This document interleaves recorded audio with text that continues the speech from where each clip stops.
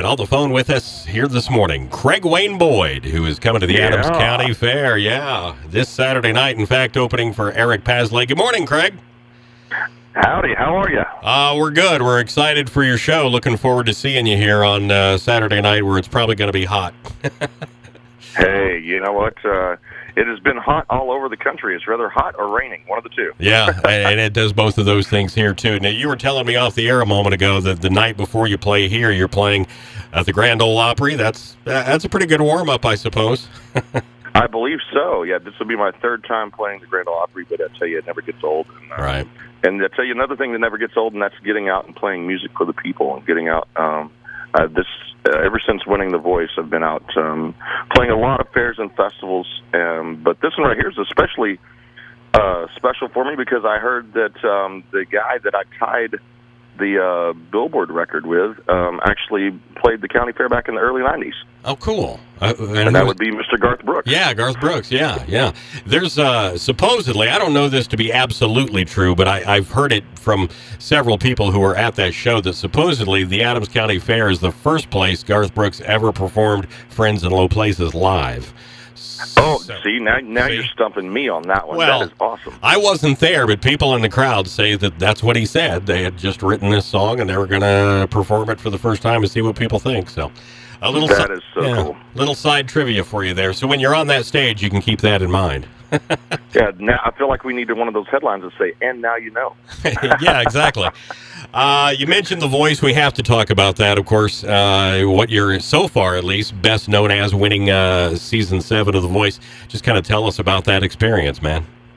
Man, what a life-changing experience. Right. Going from basically losing everything that I had worked hard for and having to start over, and having the opportunity to take my music out to such a large scale. Right. You're looking at 12 to 15 million people per night that right. You're in their living rooms, and yeah. it definitely has people, they feel like they know me as a person and they have never met me. Right. Yeah, and that's really cool. Yeah. How intimidating is that to get on that show and be performing in front of all those people? The one thing that got me through was paying attention to the crowd that was in front of me. Right. Because there is a live studio audience while you're performing. So I really took the whole thing as I was performing for those people right there in front of me, and, right. and everyone else was getting to sit in. Right. That's probably a good way to do it, yeah. Although it definitely keeps the nerves down. Yeah, I suppose so. How did you go about picking your songs from the very beginning and through the whole thing? Tell us about that. I chose songs that, had they never been recorded, I would have recorded those songs for an album myself. Oh, cool. Okay. Very good. And that's translated into the album that I'm putting together also, are songs that are along the similar lines of those. Right. Okay. Of course, you were a part of Team Blake. That had to be a trip. Oh, yeah. What you see is what you get with him. He's quite the character, I can tell you. Yeah. Did he give you any great advice, anything that kind of sticks with you? Trust my instincts. Right. Believe in myself, and whatever my gut tells me, that's what I need to follow. Right. And that's one thing that he really helped boosted my confidence. Right. By pushing that in and really, challenging me to do that. Yeah. Very good. Well, he needs now, since you're tight with him, he needs to take you out on tour with him, I would think now, doesn't he? Blake, did you hear that? Come on, Blake. Help a brother out. Speaking of being on tour with people, Brantley Gilbert, Randy Houser, Jamie Johnson, I'm sure there's others, plenty of them probably that you've opened for. Is there anybody that you've been on tour with that you could kind of point out as somebody that you specifically, enjoyed your time with, learned a lot from, that kind of thing? Well, right off the bat, coming off of the show, early February, we were out in Vegas with kicking off Rascal Flatts' Riot Tour. Right. And what true gentlemen those guys are. Yeah. Not that I expected anything less than that, but they would stop by the dressing room before I would go on stage and they give me words of wisdom and confidence. And wow, they're just such great guys. And that was a wonderful experience to come off of a show like The Voice and then to step into that. it was definitely an experience for me. Yeah, I imagine so.